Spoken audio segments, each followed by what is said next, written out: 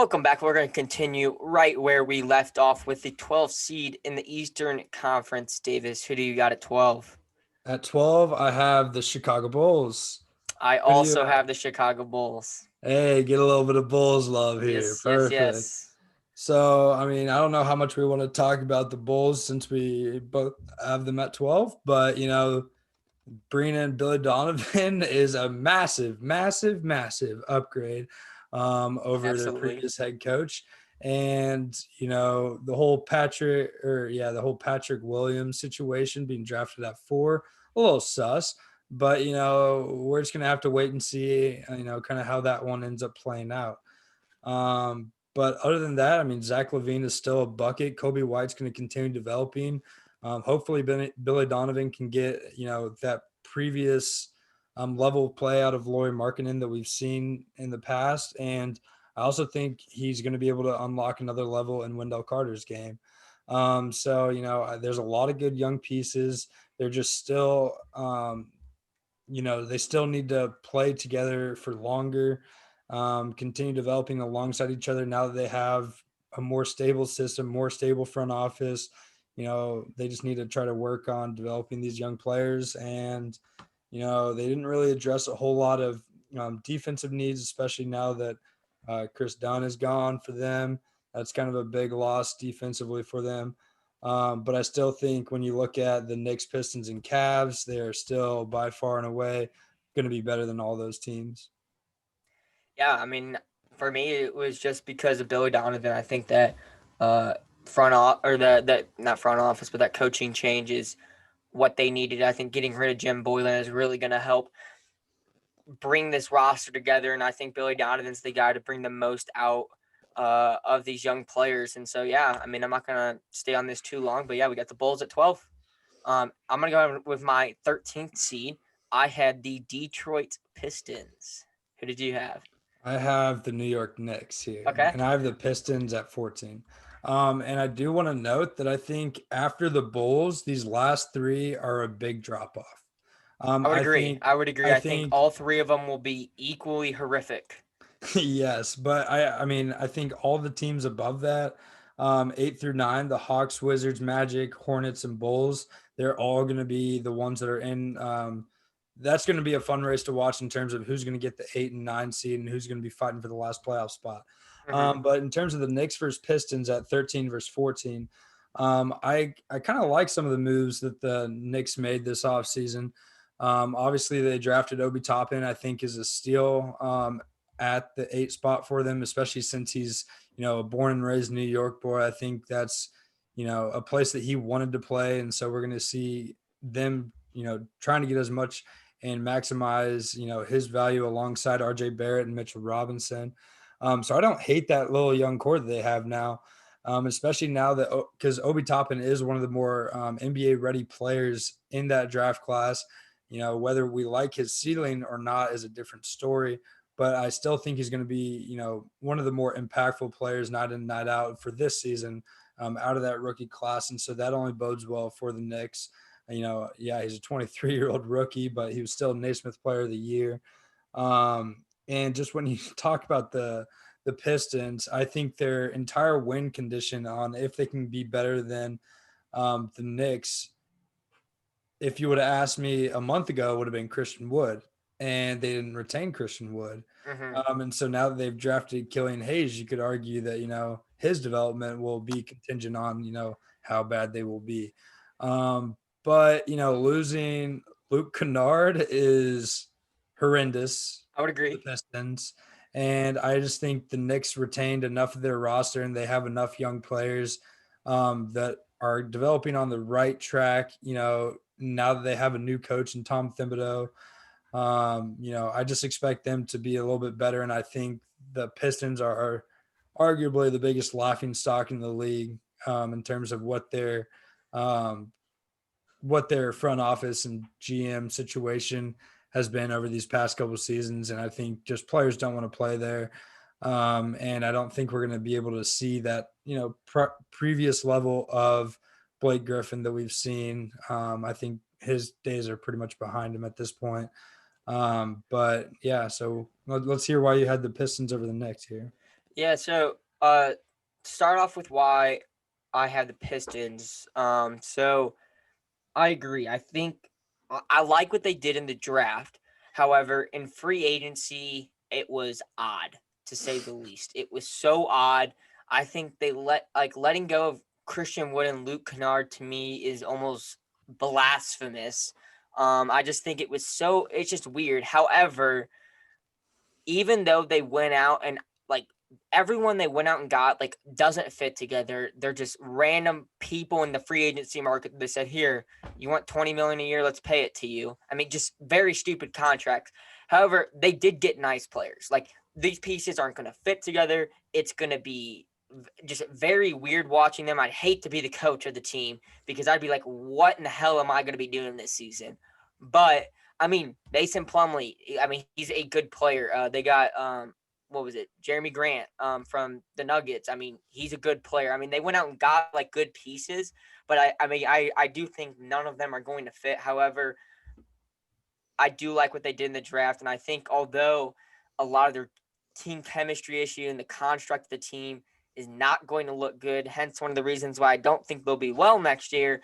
It's one of the reasons why I have them above the Knicks, who I to me, I think it's a bad thing when you say the best thing the Knicks did in the off. Not you necessarily, but I think in my opinion, I think the best thing the Knicks did in the offseason was not re-signing all the crappy contracts they gave out to. I mean, Wayne Ellington, Bobby Portis, Taj Gibson. I mean, it shouldn't be like the best thing they did in the offseason was not signing guys that they gave terrible contracts to. And so, I mean, again, I'm not high on Obi Toppin. I know we've also talked about that a lot, but I think the biggest thing they needed to focus on going into next season was bring in a point guard and bring in shooters because right now the dude who's running your offense is RJ Barrett, who I mean he's a decent playmaker, but you need someone else. And he can't shoot. I mean, RJ Barrett cannot, he's not a good shooter. It's not what he brings to the table. He's a slasher.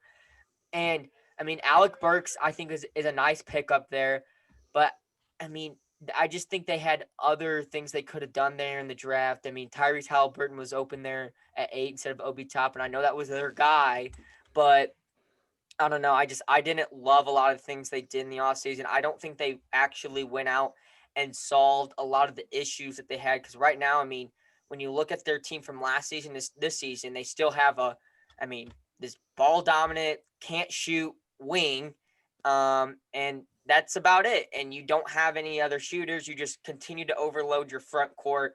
I do think they have nice young talent. I don't know. I'm not convinced that anything they did in the off season is going to improve their record going into next season. Will Leangelo Ball get any minutes in the NBA for the Pistons? While we're talking about the Pistons. I don't think he'll get minutes this season because I think they just added a bunch of random pieces. However, they also are going to be absolutely horrific, so there is a chance. All right, I'm actually comfortable with putting the Pistons above the Knicks after listening to your argument, Okay. and the key reason being that Jeremy Grant signing. I kind of low key forgot about that, but Yeah. yeah. So I'm gonna be honest, I don't really follow the Pistons super Yeah. closely. And So then I guess that yeah, leaves us with the Cleveland Cavaliers at 15. And just to yeah. talk about that real quick, I think picking up Isaac Okoro in the draft, I love that selection there. But at the same time, I mean, they just suck. I mean, they're just a bad basketball team. They are not good. They're gonna be in the lottery again next year. They're probably gonna have another top 5 pick next year. They're gonna go in that the Cade Cunningham sweepstakes for sure. I just think they're not a good team. I think their focus for next season should be really trying and continuing Colin Sexton on his track. I mean, he ended the season last year very nice. I think maybe trying to get him to around that 20-point mark would be ideal for them. I think they need to get rid of Kevin Love. I mean, they can get stuff in return. I don't know why they haven't traded him yet. There are contenders that I think would love to utilize him on their roster. And I think just allowing Isaac Okoro, I think Isaac Okoro, Colin Sexton, those two guys really needed to develop the most for their team. I think those are going to be their bright spots going forward. But yeah, they suck. They're going to be fifth. They're going to be the worst team in the East, I think, for sure. You mean JaVale McGee isn't going to turn the needle for that team? JaVale McGee's going to average 30 points for the Cleveland Cavaliers. You heard it here first. Yeah, but I mean, even the loss of Tristan Thompson, like one Yeah. of the only bright spots on that team too. You know, guy that can get 20 rebounds maybe in a night. Like I don't know, that's just a bad team getting worse. And Also, yeah, Darius Garland sucks, by the way. I forgot to say that. I think he's going to end up being just a complete bust. Like, I know it's only one season, but I mean, I I just don't think don't the like Cleveland. overreacting after one He just, season. he has done nothing in that season to impress me. Nothing That's fair, but at I mean, all. how like I don't want to call you out here, but how many games did you watch Darius Garland play? Not no way over Not 5. many, Yeah. but I do stay up to date on the highlights and the stats for sure. I mean, if I'm a highlight maker, I'm not necessarily going out of my way to make Darius Garland highlight reels. Like, I let's guess you're just be making fail honest. videos, but Yeah. I don't know. Do you have anything else on the Cavaliers? I mean, I think we can both agree they're gonna be pretty terrible next year.